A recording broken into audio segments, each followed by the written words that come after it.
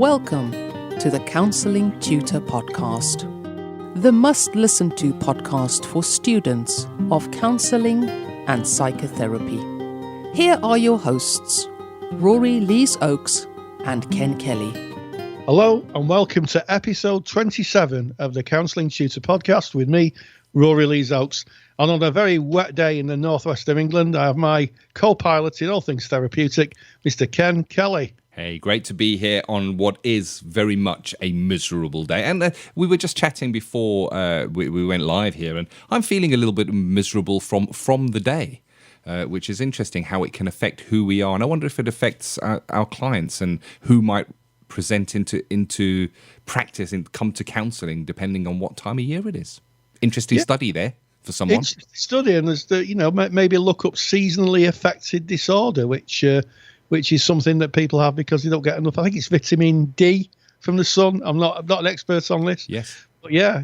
I mean, when I worked at mine, we used to supply people with daylight boxes to replicate the sun they were missing. So, yeah, why don't you just put that into the Facebook feed and tell us how the seasons affect you? And if you want to know what our Facebook feed is, just go into Facebook and type in Counselling Tutor. It's a closed group. You knock on a door and you can join all the other like-minded people who are studying counselling and psychotherapy and join our massive community, which I think is at about nearly 4,000 people now. Ken. It's getting there. It probably will be by the time that this goes live. Yeah, And we're grateful to each and every one of you for supporting us and for listening to this podcast. And you're going to be glad you did listen to today's podcast because it is a cracker, as we say here in the UK, a cracker, Rory. We're going to be kicking off with speaking about something that is topical that comes up again and again, especially in the Facebook group, and that is keeping a journal. Do you need to keep a journal? How do you keep a journal? What does a journal actually do for you? Then some really interesting theory coming your way with Rory, where we're going to be looking at John Bowlby. We're going to be revisiting attachment, aren't we? Give us a little bit of a flavour there, Rory, something to look forward to. Well, I think that most psychologists, most psychotherapists, a lot of counsellors would agree that our early view of the world is formed by the way we interact with our primary caregivers. They could be carers, they could be our parents. And, John Bowlby was the first person to identify how if, the connection between the caregiver and the child wasn't ideal or was very poor or, to be frank, abusive, how that would affect a child in later life and develop relationships. So I'm going to be talking a little bit about John Bowlby and how he's really influenced the world of counselling and psychotherapy.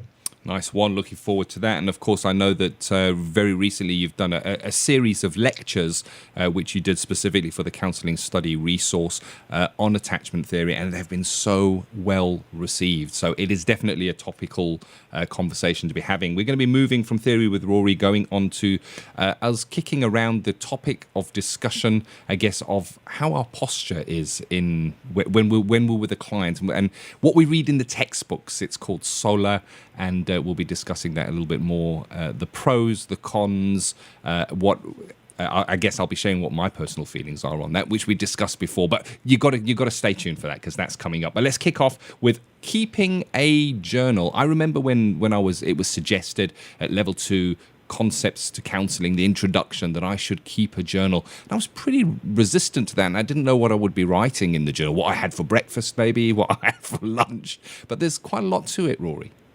Yeah, there is, Ken. And I can remember in my training, I felt the same. What am I going to write? Do I have to write it every day? Do I have to write, the minutiae of my life? And eventually, with a bit of time and a bit of reflection, and here's the key, I think, I realised it was about putting in a history of my growth and changes as I moved through my training. And I'll let you into a little secret, Ken, and everybody who's listening, is I was in the loft at Counselling Towers the other day, and I found a box, one of these, kind of A4 boxes with a button on the side. You open it up and you store documents in. And it was a lot of my old documents, assignments, and that type of thing. And apart from cringing slightly at the spelling, I found part of my journal.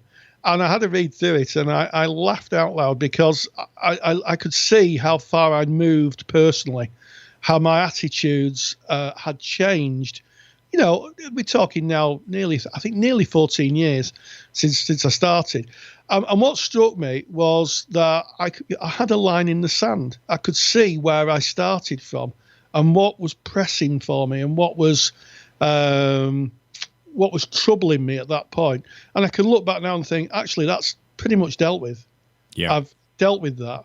So it was just so useful. And it was just so useful to revisit, to remind me that actually, my life had moved on. And, everything we do in training really has to replicate to some extent the client's journey. And a journal is a really good way of doing that. Very, very much so. And it's useful academically as well, because there comes a part during your training where you have to kind of write about yourself and write about your journey. And that's one of your assignments. Well, it is here in the UK with many of the all of the awarding bodies, because you have to show that you have an awareness of self. And being able to go back through your journal just makes that so much easier to do, because the information is going to be there.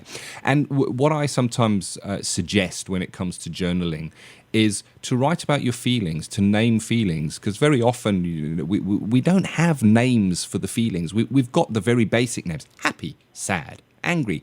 But there are so many different shades of feelings. And if we can start looking into self and start naming the feelings we have when we have that funny feeling in our tummy, or that weird knot, or that tightness in the chest, then we're better able to be with our clients and help them understand and maybe give them examples of words they might be able to use to describe their feelings. Because I guess feelings are not something that are openly discussed in our culture, not in the Western culture anyway. Absolutely, Ken. And it's a palette.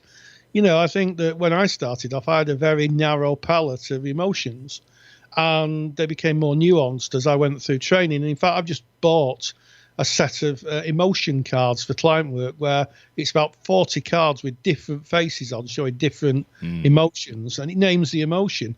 And it's quite interesting. I used to see it when I used to train counsellors, that they would start off with a basic palette, a bit like doing a painting. You start off with basic colours. Yeah. And then what happens is that as you become more understanding of what you're drawing, which is of course you and painting, you then can mix the colours, and it's more subtle, and that transmits of course to client work. So yeah, it's about mixing your palette. That's what I say. Yeah, it's all right, that, isn't it? I like that very much, because you've got your basic colours, which are the basic names for emotions. Like you got your red and your yellow, and you got your primary colours. But there are so many shades and so many different colours that you can mix by bringing those together. And I think I would be challenged to name 40 emotions. I think I would be challenged.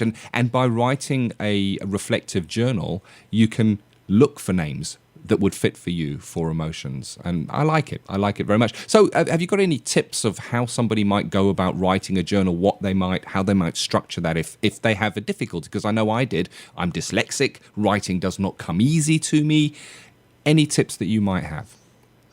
Well, yes. I mean, make a start. I think one of the things, they say a journey of 1,000 miles starts with the first step.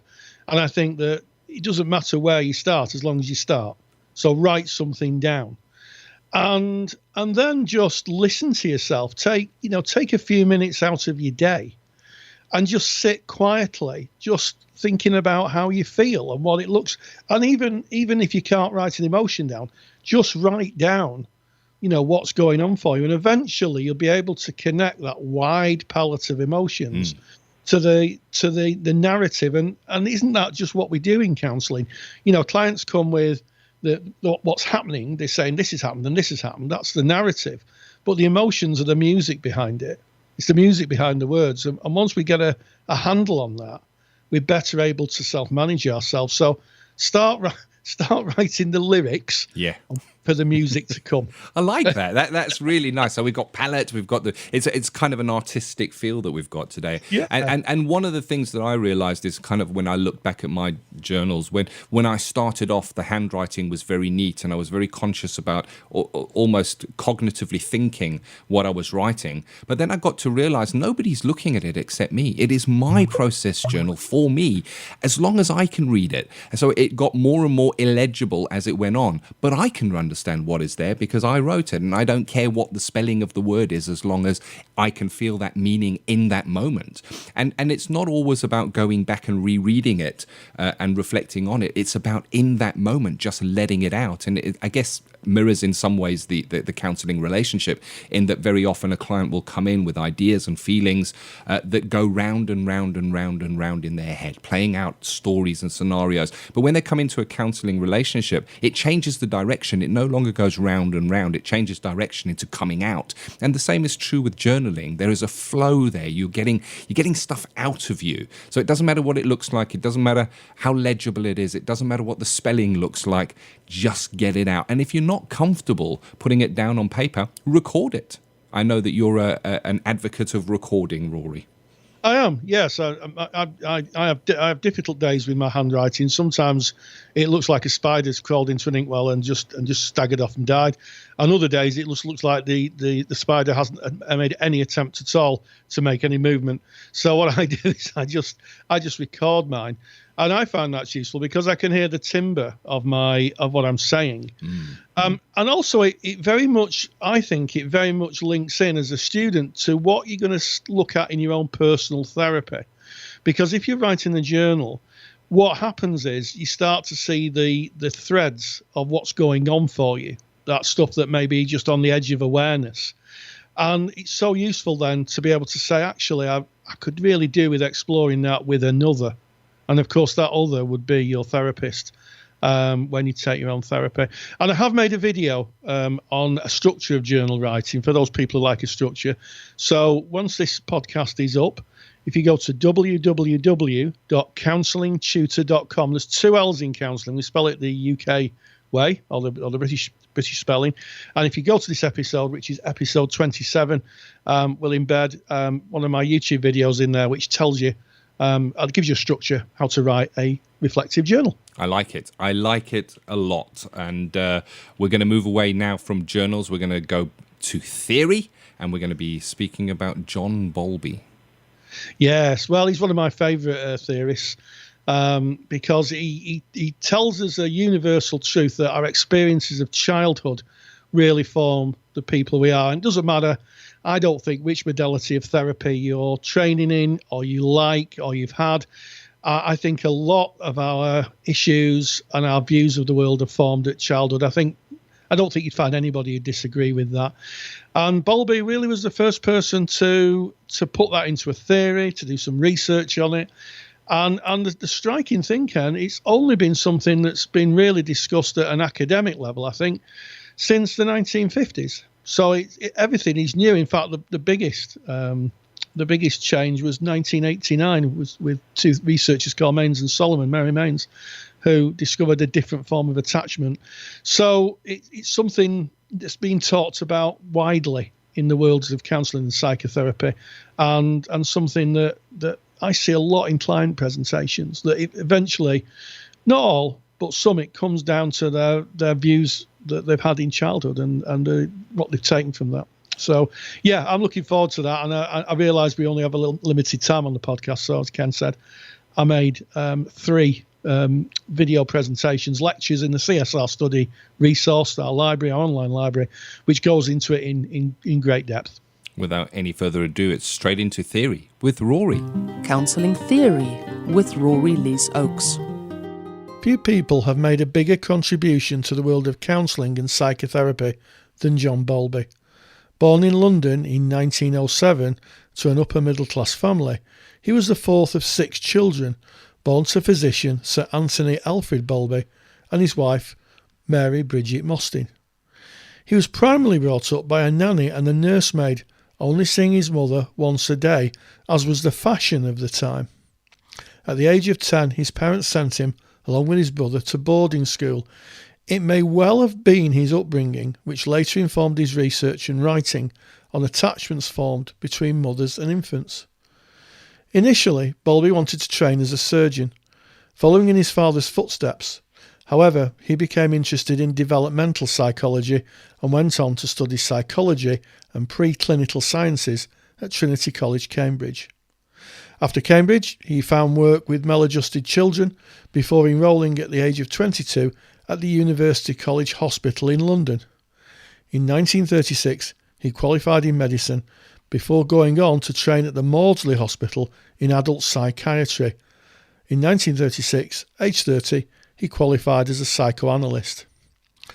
Bowlby's idea really came to prominence at the end of the Second World War, where he became deputy director of the Tavistock Clinic, an organisation that supported children with emotional and behavioural difficulties, and that clinic still exists today.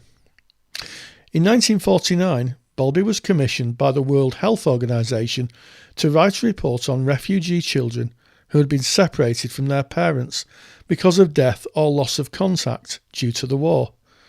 His findings he wrote in a book entitled Maternal Care and Mental Health, and they were published in 1951, and the report laid bare his conclusions that, and I quote, "the infant and a young child should experience a warm, intimate and continuous relationship with his mother or a mother substitute, in which both find satisfaction and enjoyment, and not to do so may have a significant and irreversible mental health consequences." The report was highly influential and caused significant and widespread changes for those caring for children in institutionalised care. And a summary of Bowlby's ideas are: children between the age of 6 and 30 months are very likely to form emotional attachments to caregivers. The emotional attachments of young children can be shown in the way they behave to those who care for them. Children will seek to be close to those who care for them, especially in times of distress or at times when they wish to explore the environment. Attachment is an important aspect of psychological health. Any difficulty in attachment may contribute to children that are unhappy and in adult life form an ability to make close relationships. In 1950, he was joined by fellow researcher Mary Ainsworth, who developed Bowlby's theories in an experiment named the Strange Situation. Her experiments were conducted in a room with a one-way mirror that researchers stood behind so they could observe the events inside the room. The room had toys that children could play with. At the beginning of the experiment, mother and child would go into the room. After a few minutes, a stranger, who's one of the researchers, would come in and talk to the mother. The mother would leave the room, leaving the child and the stranger together. The child would become distressed. A few minutes later, the mother would return and the stranger would leave. It's at this point the researchers behind the one-way glass could observe how the baby responded to the mother and take a view on the type of attachment the child has. Now, if you're interested in attachment styles, go over to www.counsellingtutor.com. That's 2 L's in counselling. We spell it in the English way. And go to the podcast page, which is on the front of the website, and look for episode 27. I produced an attachment style questionnaire, which if you're a student, you can use with your classmates as a bit of a social experiment to see what your attachment style is. If you're a tutor, you could use it as part of your lesson plan as a handout for a class exercise. And just to be clear, this is not a scientific evaluation. It's more an exercise to getting you thinking about attachment theory as it relates to you. In closing, I believe we owe a debt of gratitude to John Bowlby and Mary Ainsworth and all those researchers who came behind, followed on afterwards, and continue to do research in attachment theory. It enables therapists to understand why some clients have difficulty in relationships. Attachment issues, when worked sensitively, can help clients untangle themselves from a difficult past to engage in a more positive and emotionally fulfilling future. Thank you very much, Rory. Insightful as always, I say. And you've put together something. It's a little exercise. It's kind of a identify your own attachment style document, just for fun. It's just for fun. It's just for fun. And what it is, it's a downloadable document. It's got 4 different statements on it. And by roughly saying, well, I agree with these statements, it might just give you a sense of your attachment style.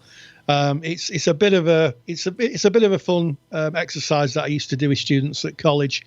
And I think if you get a few of you, if there's a few of you in the class, download it, and then you do it yourself. It's really good to compare your own attachment style. So, if you've got a class of people who listen to the podcast, I know we have whole classes who listen. Yes. And thank you for that. We're really grateful. Why don't you just go to counsellingtutor.com, click on that link and download the document and do it yourself, just individually, and then join a group maybe before you start class and have a bit of a chat about what your attachment style is and do some further research. Be inquisitive, be curious, because it really is a big piece of how we develop in the world. And I totally agree with what Ken was saying, was that it's something that not always taught at any depth in 2-year counselling courses. I used to teach it the best I could, bearing in mind the time I had.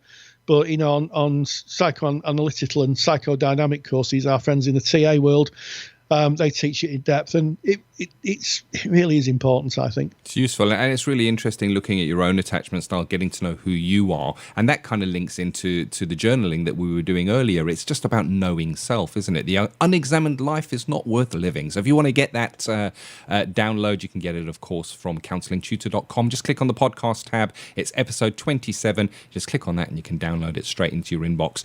So we had some information, some questions and some discussion, I guess, going on our Facebook group about how one should sit when one is delivering counselling. And I know it's talked about during your studies, and there's an acronym which is SOLER, SOLAR. Is that how you would do it? Solar, the solar system. Solar system, yeah. Solar system, yeah. And it's comes from a book called The Skilled Helper by Gerard Egan, which is a book written effectively for anyone in the helping professions. It's called in the counselling in the helping professions, and Solar, yes, it is a way of teaching students right at the beginning of their practice life. And I'm doing inverted. Can you see the inverted commas here, Ken? Yeah. The correct way of sitting. And Solar is an acronym, and it stands for sit up, open posture.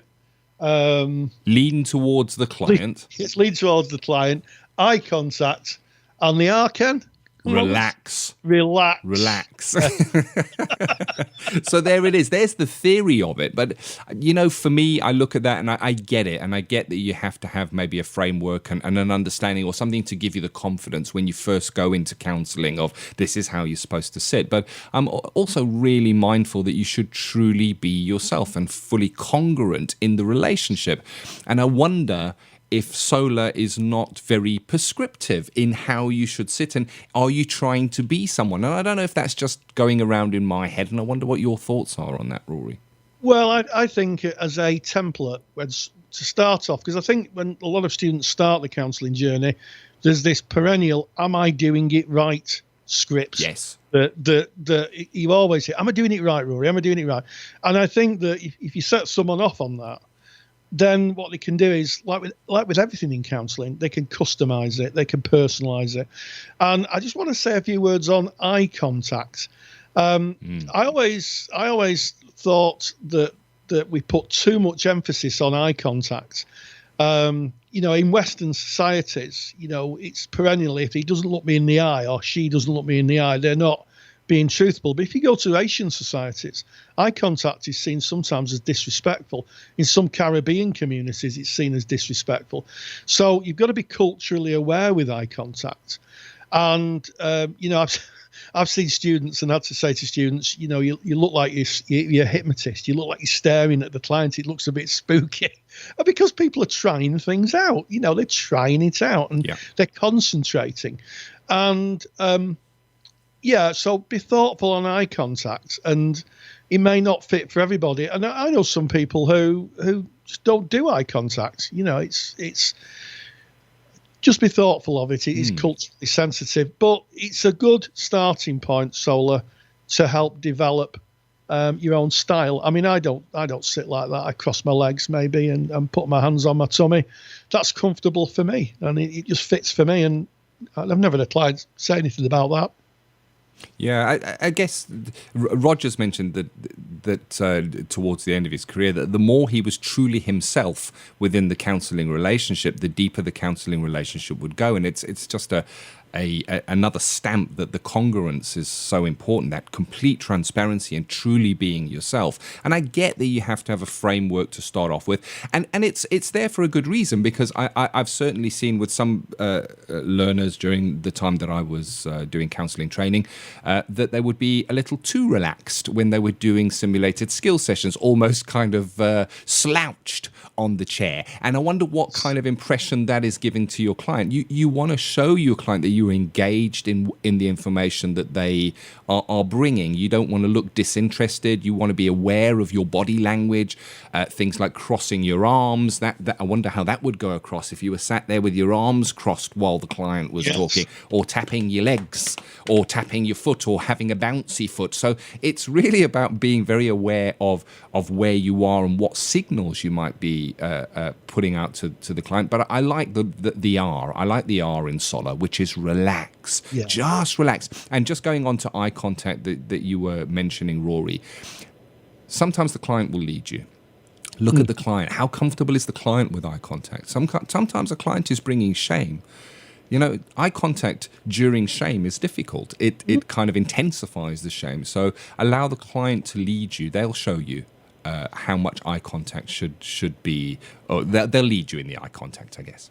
Absolutely. And one final reflection: if you've got a client, you're working with a peer, and you find yourself fidgeting and tapping your foot, if I was doing that in client work, that would be something that I'd be bringing to supervision, because there's definitely something subconscious going on there. What is it that makes me change my behaviour with one client and not another?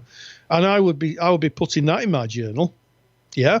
And I would be taking that to supervision and saying, you know, when I see this client, I'm tapping my foot to the beat of a drum. I'm just tapping my foot now. I can't stop. I'm putting my foot down. Very strange there.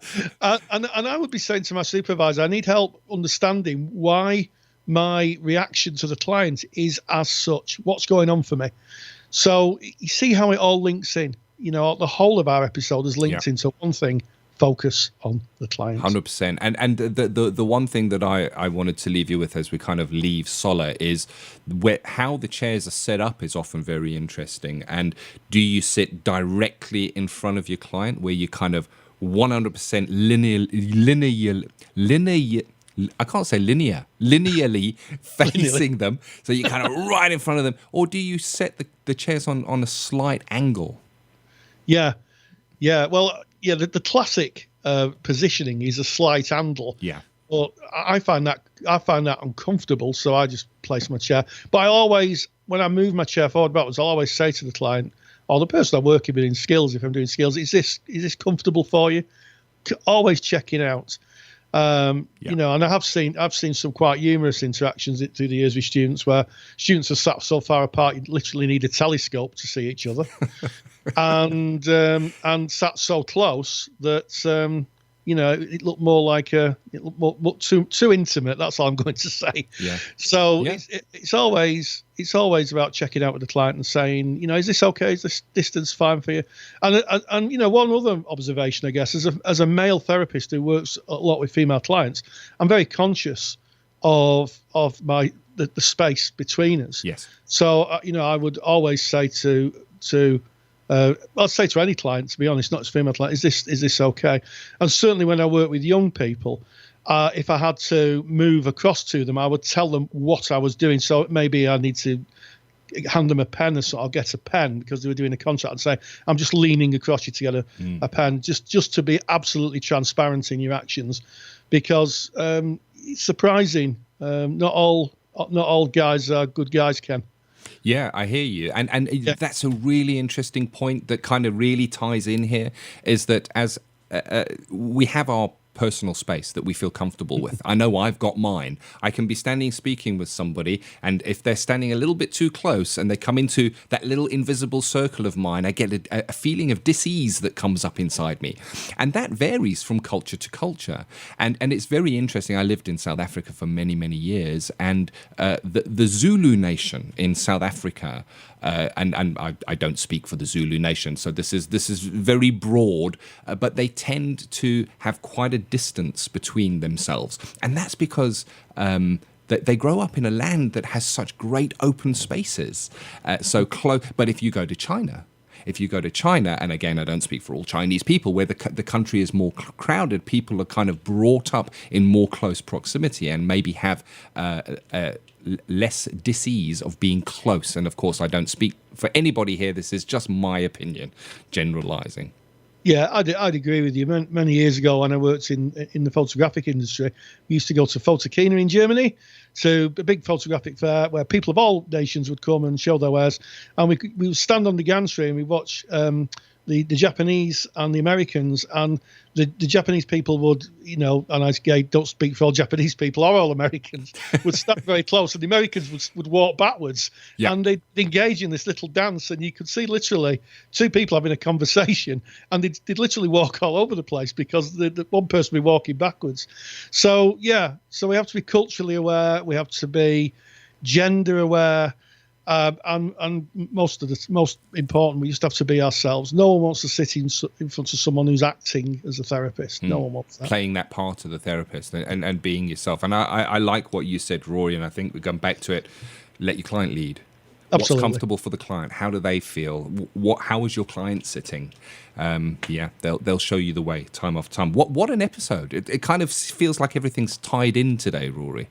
It is. It sounds like we've rehearsed it and we don't. We just meet up on a Saturday morning, write a few notes down and crack on, don't we? Yeah, pick the topics that are most relevant in that Facebook page. So there it is, episode 27 of the Counselling Tutor Podcast. We've covered keeping a journal, what that looks like. Of course, that great theory from John Bowlby. Thank you for that, Rory. And get a conversation going about how you sit or how you feel you should sit with your peers in your learning institution. Yeah, absolutely. So that finishes off this episode. So as always, hey, stay grounded and stay safe. Take care. Thank you for listening to the Counselling Tutor Podcast. Find the show notes for this episode on our website at www.counsellingtutor.com.